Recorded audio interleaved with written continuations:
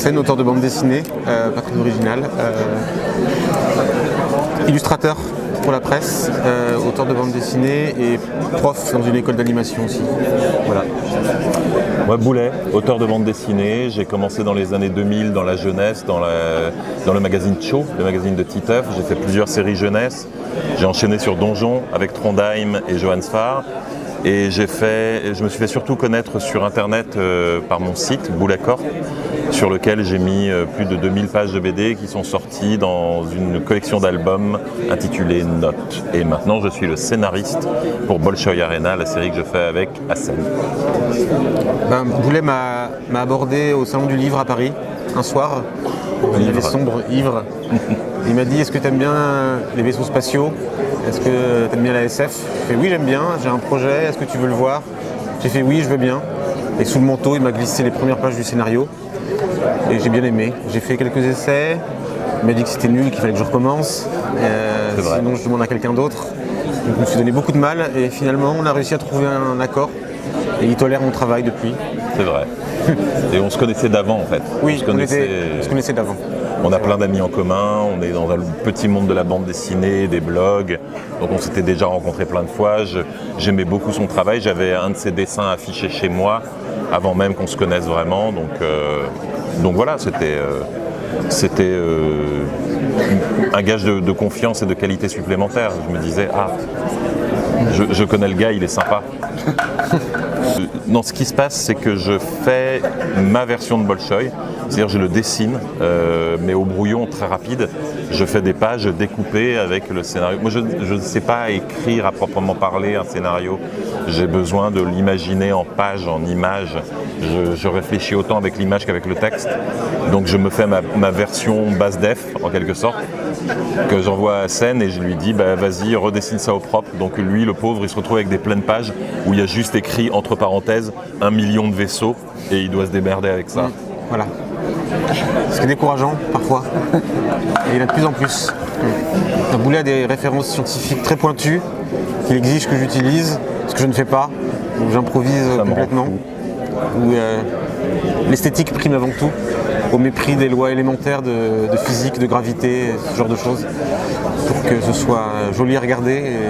C'est vrai que par exemple des gros scaphandres très épais, où les personnages ressembleraient à des bibendums, j'arrive pas.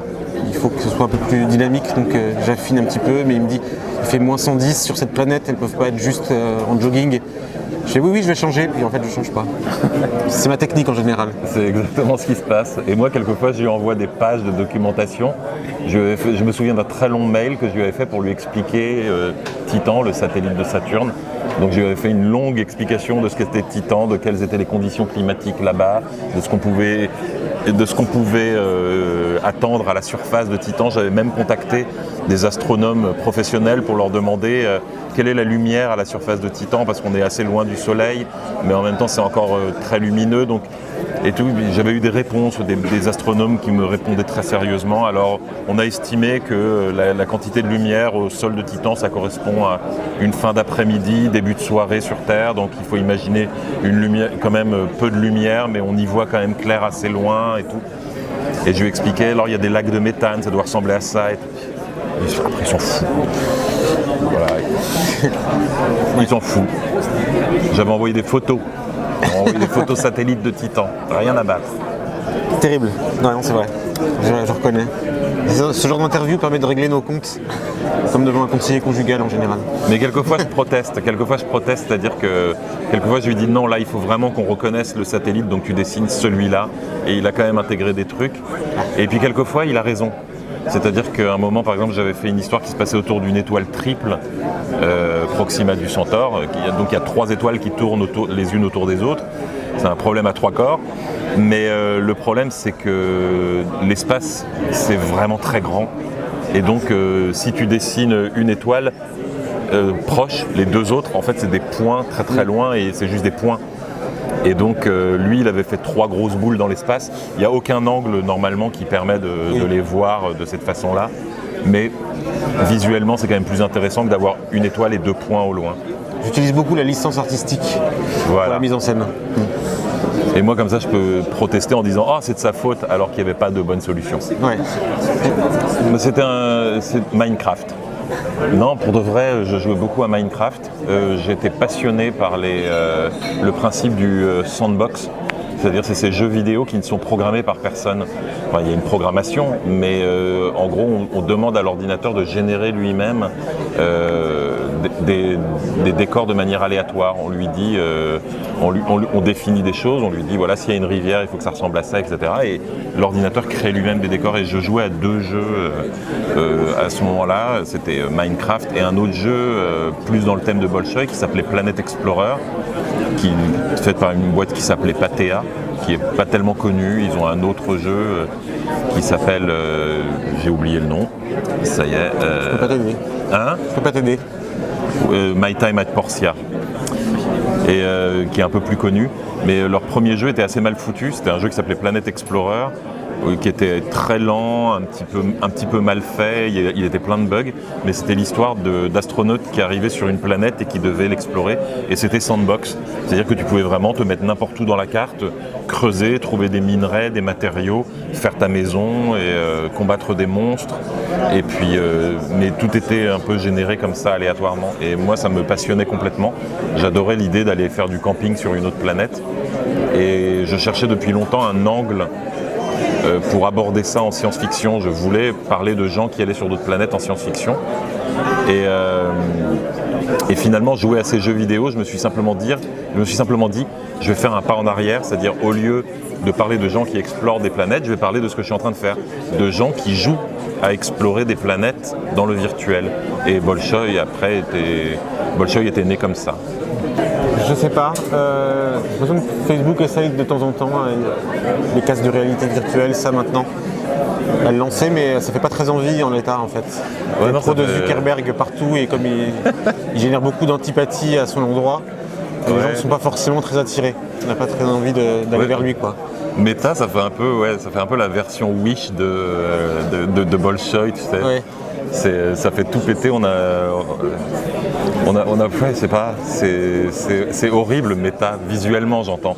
Visuellement tu regardes Meta, t'as l'impression que c'est Second Life qui a baisé avec Bill du Big Deal, tu vois, c'est pas possible. Ouais. Récemment j'étais dans ma ville à Nantes, il y avait une fête foraine, donc j'ai emmené mon fils et maintenant il y a les attractions casques de réalité virtuelle. Donc une fête foraine c'est assez criard, c'est assez moche visuellement. Et du coup, il y a des casques de réalité virtuelle, comme du Bolshoi, mais qui sont présentés comme un grand 8 ou les autotamponneuses, quoi, avec des grosses explosions et on peut gagner un nounours en peluche à la fin, quoi. Je me suis dit, c'est donc ça le Bolshoi à l'heure actuelle, c'est une activité de fête foraine. Mais il y en a des très beaux, hein. Moi j'ai fait des balades comme ça dans des mondes. Disney a fait des très jolies expériences VR et ça marche très bien. Moi je pense que ça peut exister un jour. J'en ai discuté avec des scientifiques et ce qui est assez marrant c'est qu'ils disaient que l'aspect SF du Bolshoi c'était pas tellement le Bolshoi lui-même, c'est-à-dire que le monde virtuel infiniment détaillé, on peut l'imaginer. On peut imaginer qu'on va avoir dans quelques décennies des ordinateurs quantiques qui seront des millions de fois plus performants que nos ordinateurs actuels et qu'on pourra générer un Bolshoi comme dans le livre. Ça c'est possible. En revanche, il disait, les casques virtuels qu'on décrit dans la BD, les casques virtuels qui sont directement connectés aux ondes cérébrales, ça en revanche c'est de la SF pure et dure. On n'a pas la moindre idée de comment le faire. Et ça n'existe pas et ça n'est même pas prévu pour exister dans les 100 prochaines années. Donc si la technologie arrive, si les casques arrivent, pourquoi pas. Le succès. Alors la réponse de Hassen est pas complètement fausse, le succès, mais pas comme on pourrait l'entendre, c'est-à-dire que je voulais faire une série en 5 tomes. Et j'avais dit à Delcourt en arrivant avec mon projet, je veux que ça soit en 5 tomes et je veux qu'on signe un contrat pour 5 tomes parce que je veux être sûr de pouvoir faire mon histoire en entier. Et chez Delcourt, ils m'ont dit, alors non, on ne peut pas s'engager pour 5 tomes, on fait 3 tomes et si ça marche bien, on continue. On a fait le tome 1 qui a très bien marché, le tome 2 a encore mieux marché et donc j'ai dit à Delcourt, bon, et maintenant c'est bon pour 5 tomes et il m'a dit, ouais, ok, c'est bon pour 5 tomes. Et ça m'a beaucoup arrangé parce que j'avais aucune idée de comment finir en 3 tomes. C'était du bluff total, j'aurais jamais pu finir en 3 tomes. Moi j'hésite entre deux là maintenant. Il y en a un, ça sera un petit peu hommage, mais c'est un peu triste parce qu'il vient de mourir, c'est Kim Jong-gi. Parce que je suis passionné par l'improvisation, j'adore dessiner à main levée, et c'était le dieu incontesté du dessin à main levée. Et j'aurais beaucoup aimé savoir comment fonctionnait son cerveau et comment on pouvait dessiner comme ça, parce que il avait, en termes de performance, c'était surhumain ce qu'il faisait. Donc ça, c'est la première question. Sinon, en termes de grâce, en termes d'élégance de trait, en termes de j'aimerais savoir dessiner comme ça, je pense que ça serait quelqu'un comme Jordi Lafèbre. Parce que lui, c'est beau ce qu'il fait, ou Aurélie Néret, tu vois, enfin, des gens comme ça qui ont un trait hyper élégant, hyper séduisant et tout. Voilà. Katsuhiro Otomo. Parce que c'est le dessinateur que je révère le plus, celui qui m'influence le plus, même inconsciemment. J'ai pas le choix, j'ai l'impression que je suis obligé d'essayer de dessiner comme lui.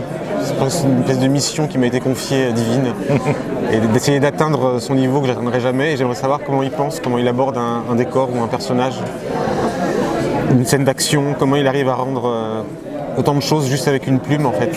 C'est fascinant, enfin, je pense que le processus est le même quel que soit le dessinateur, c'est que c'est des choses qui nous échappent complètement. On a beau être dessinateur nous aussi, il y a quand même une grande part de mystère parmi tous ces gens qu'on admire. Et comment ils font pour faire ça? C'est une question à laquelle il n'y a pas de réponse. On se demande comment leur cerveau et leurs mains fonctionnent.